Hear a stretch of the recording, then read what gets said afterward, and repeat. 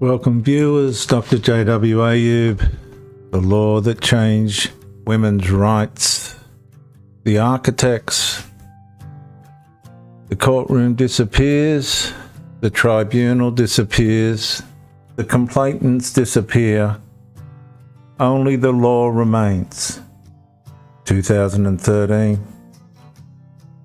Before today's disputes, only female spaces, identity, speech and discrimination. Parliament changed the federal legal framework. The underlay was court documents, the tribunal corridor, women-only spaces, headlines disappear, and then Parliament House. Then the Act itself.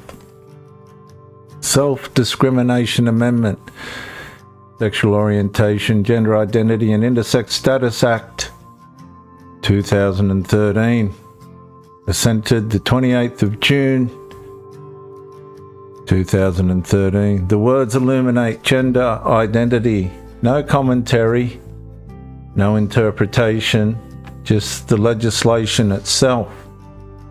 Parliament extended federal discrimination protection to gender identity, alongside sexual orientation and intersex status. The purpose was protection from discrimination, dignity, participation, equal treatment. Those purposes matter. But legislation does not remain inside Parliament. It leaves the chamber. Courts interpret it.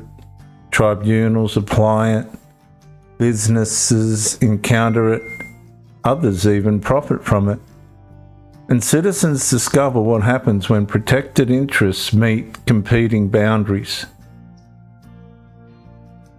No accusation, no presumed motive, only documented disputes.